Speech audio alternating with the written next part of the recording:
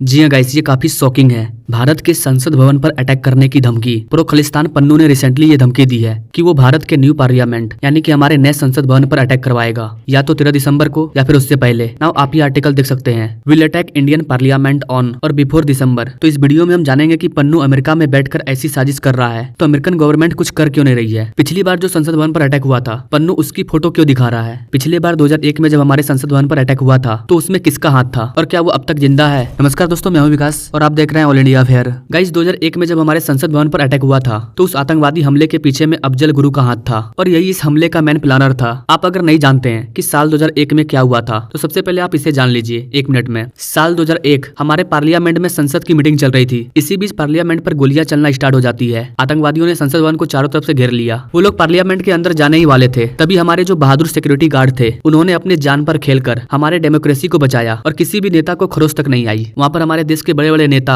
हमारे देश के प्रधानमंत्री, जितने भी मंत्री लोग होते हैं वो सभी थे। अगर ये आतंकवादी पार्लियामेंट के अंदर घुस जाते और किसी को गोली लग जाती तो इंडिया पाकिस्तान के बीच में एक ऐतिहासिक जंग छिड़ जाता, क्योंकि ये सारे आतंकवादी पाकिस्तान से आए थे। और गाइस, इस अटैक के बाद इंडियन गवर्नमेंट पूरी एंग्री थी। सीमा पर सेना तैनात हो रहे थे। आपको बता दें कि पूरे 1 साल तक इंडिया पाकिस्तान बॉर्डर पर 24/7 आवर आर्मी डिप्लॉय थी और कुछ बड़ा होने वाला था, लेकिन लास्ट में भारत ने मामला को यहीं पर खत्म कर दिया। इस हमले में हमारे सिक्योरिटी गार्ड की जाने गई थी और गाइस, बहुत ही अफसोस की बात है कि उनके घर वालों को सरकार ने जो मेडल दिया था, बहादुरी मेडल, कि वो बहुत ही बहादुरी से लड़े और अपने डेमोक्रेसी की रक्षा करते हुए शहीद हो गए। उन लोगों ने ये जो मेडल था उसे सरकार को वापस कर दिया 2006 में। और गाइस, ये बहुत ही बुरा टाइम था। जानते हैं आप इन लोगों ने ऐसा क्यों किया? इन लोगों ने ऐसा इसलिए किया क्योंकि अफजल गुरु, जो कि मेन प्लानर था इस अटैक का, उसको फांसी नहीं दी जा रही थी। जो हमारे जवान मरे थे नेताओं को बचाने में, उनकी फैमिली ने काफी डिमांड किया कि अफजल गुरु को फांसी दी जाए। 2001 से 2006 आ गया, लेकिन अब तक इसे फांसी नहीं दिया गया था और इसीलिए इन्हें जो मेडल मिला था, इन्होंने इस मेडल को सरकार को वापस कर दिया। उसके बाद भी सरकार ने कुछ नहीं किया। इसके बाद कई साल बीते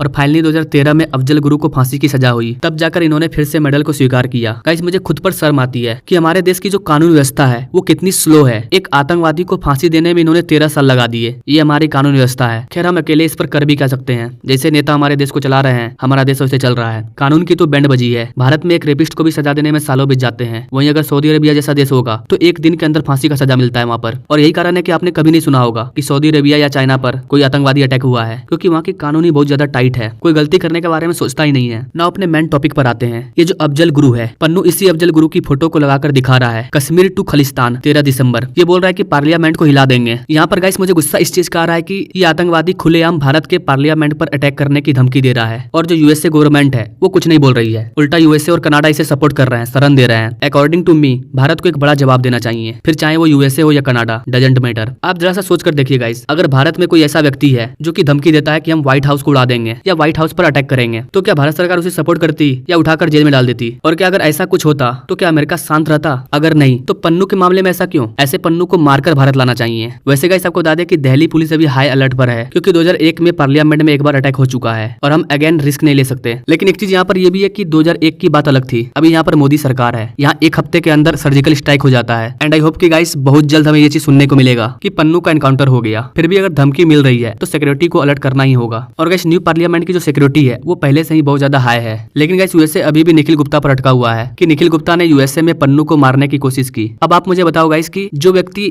भारत के टुकड़े करने की बात करता है, भारत को खलिस्तान बनाने की बात करता है, भारत के संसद भवन पर अटैक करने की बात करता है, क्या भारत उसको ऐसे ही छोड़ देगा? क्या करना चाहिए गाइस पन्नू का? कमेंट कीजिए। अब अगर आप सोच रहे हैं कि ऐसे सिचुएशन में अमेरिका और भारत का जो रिलेशनशिप है वो खराब हो जाएगा, तो गाइस यहाँ पर मैं आपको बता दूं कि चाइना का जो इशू है वो काफी ज्यादा बड़ा है। चाइना के ग्रोथ का अगर काउंटर करना है तो अमेरिका को भारत की मदद चाहिए। और इसीलिए गाइस, इंडिया अमेरिका के डिप्लोमेटिक रिलेशन में कोई भी चेंज नहीं आने वाला है। हाँ, अमेरिका जिस तरह से पन्नू को बढ़ावा दे रहा है, पन्नू को शरण दे रहा है, उससे भारत के लोगों में अमेरिका के लिए जो रिस्पेक्ट है वो कम हो जाएगा। तो अब मैं गाइस आपसे जानना चाहता हूँ, इन सब के बाद आप अमेरिका को किस तरह से देखते हैं? आप अमेरिका के बारे में क्या कहना चाहेंगे? क्या अमेरिका सही कर रहा है? आप अपने राय कमेंट बॉक्स में जरूर दीजिए। और अगर इस टॉपिक से रिलेटेड कोई बिग अपडेट आती है तो उस पर मैं अलग वीडियो ला दूंगा। Now thank you for watching. मिलते हैं अगले वीडियो में एक नई जानकारी के साथ। तब तक के लिए जय हिंद।